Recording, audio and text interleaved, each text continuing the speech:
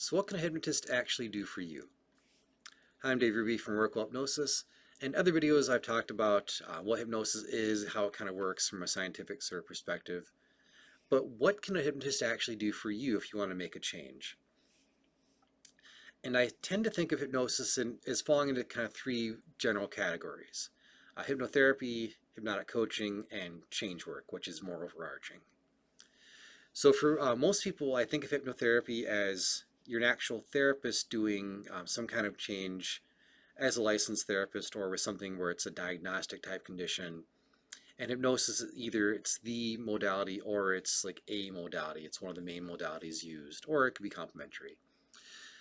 But in that case, it's typically I define that more licensed therapists, people who are actually psychiatrists or social workers who have licensure, and they tend to work more in things that are strictly or primarily things that are diagnosed with the DSM.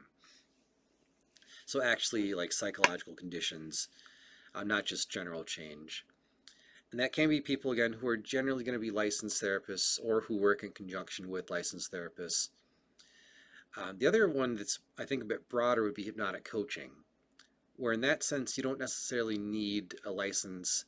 It can be for things, it can be in conjunction with a therapist for change for things that are diagnostic.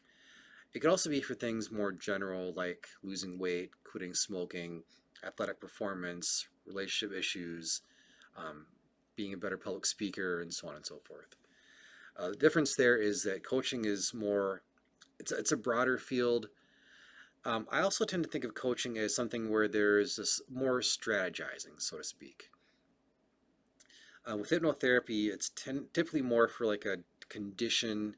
Coaching can be more for improvement. Perhaps there's nothing actually wrong with you. How can we make things even better? Also, I think that for me at least, there's a priority on strategy. It's not just go into trance and change. It's looking at more of the bigger picture of who you are. What's the problem? What resources do you have available? How do you want to be different? What's keeping you from doing so? What might be the barriers and hurdles that can prevent you from getting to where you want to be going in the first place? And from there, there's more of a strategic approach. So a coach doesn't just push you out and like go play ball.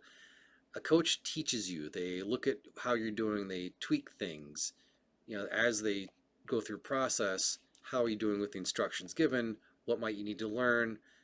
What are your wins? What are things to build up and bolster? So the coaching, I actually did not like that term at first, but I like it a lot now because with hypnotic coaching, it's not just using trance to make change. It's looking at things more strategically over time. And again, coaching can be very rapid as well, but there is, again, more of a bigger picture approach, I would say. And the third thing would be the concept of change work. And change work is essentially arguably broader, but change work is any sort of change you make. And with hypnosis, with hypnotic change work means you use hypnosis. There can be other tools as well, but any sort of change you make falls under that category of change work. So again, hypnotherapy is going to be where you're using therapy, like actual formal therapy, where hypnosis is either the or a component, whereas coaching is more of a general strategic for a broader range of things. And when I talk about change work, that's any sort of change using those modalities. So if you have any questions, comments, or suggestions, leave those in the comments below. Otherwise, thanks for watching.